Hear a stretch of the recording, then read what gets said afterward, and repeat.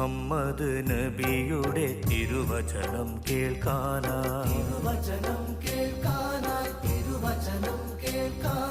എല്ലാവർക്കും ഓതുവാൻ ഖുർആനും ഭൂമിയിൽ